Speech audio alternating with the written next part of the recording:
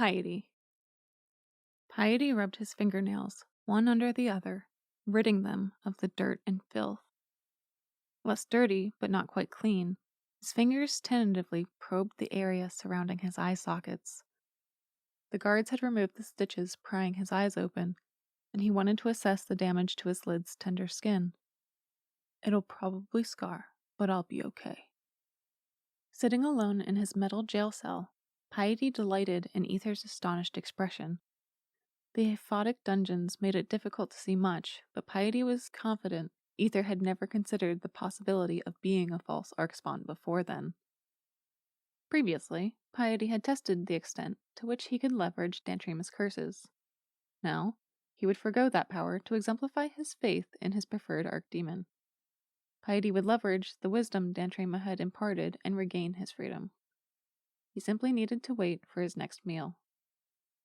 It would be a welcome change to see the suns again, but he did not mind the haunted darkness echoing around the dungeons.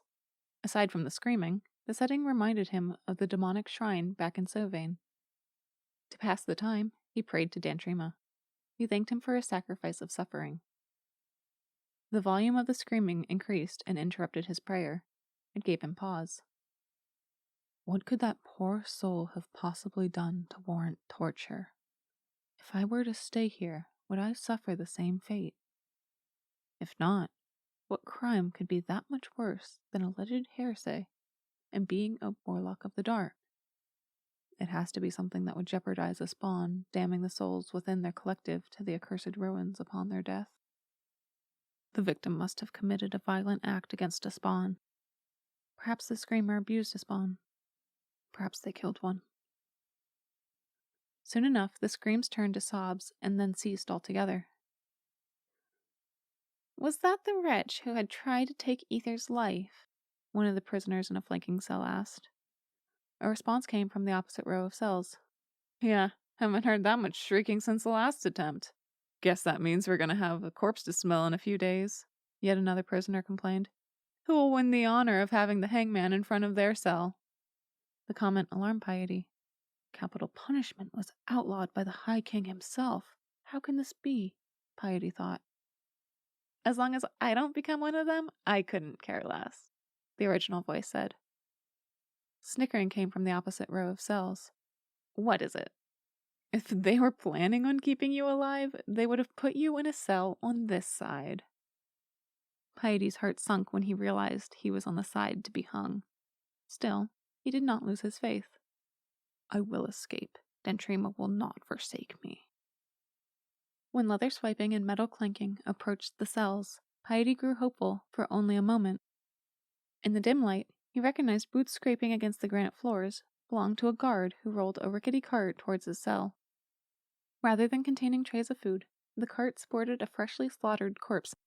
The guard hung the body between Piety's cell and his neighbor's. The stiff body still swayed once the clanking of the empty cart dissipated in the distant blackness. Grateful that the shadow of the hangman did not fall upon his cell's walls, Piety sent a silent prayer to Dantrima again. When another set of footsteps entered the hall of cells, Piety was famished. This time, Piety hesitated in gathering his expectations, and he had never been so relieved to learn that his visitor was bringing their meals to them. He ate the gristle and flipped the tray over as Dantrima had instructed. Piety waited. Soon, the guard returned and collected everyone's empty trays. He didn't comment on Piety's particular placement of his platter. Did Dantrima sense my call? A drop of sweat formed on the back of his neck. Misgiving whispered in his heart, but he contained it and calmed himself.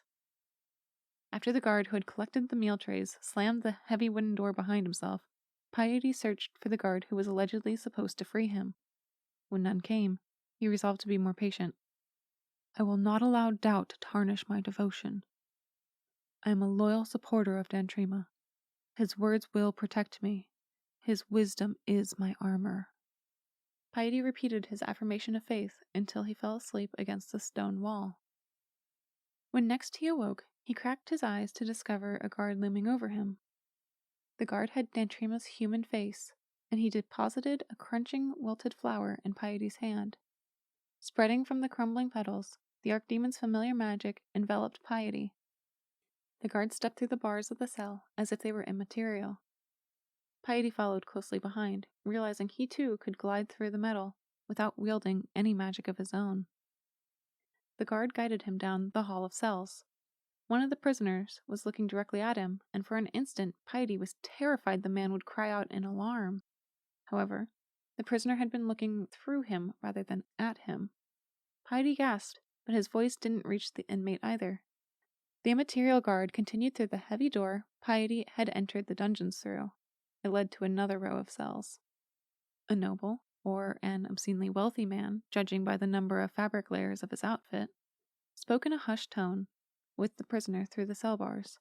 A brand marked the prisoner's forearm as it dangled from his cage, but the nobleman obscured the rest of the prisoner's form. The noble said, "Compensation will be your freedom and a small fortune for your services." Piety attempted to learn what the pact was for, but when he resisted forward movement, Dantrema's guard sent him a pointed glance that read, "I will leave you here if you want to stay."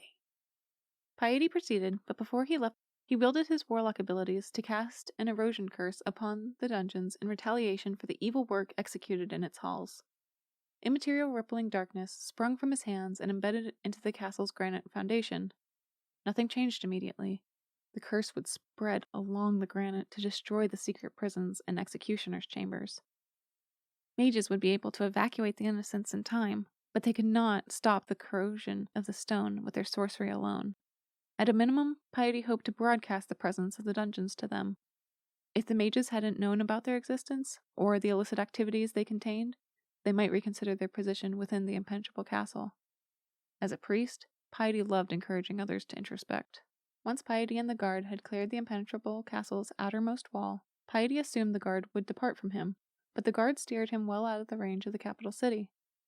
The guard vanished once they started down the road that led north out of Coserai, and the magic engulfing Piety receded. The magic also replaced his prisoner's smock with garments suitable for travel to the northern lands. "Thank you, Dantrema," he whispered into the wind. Because his archdemon's wisdom had proven true, Piety would spread the word with all the more zeal.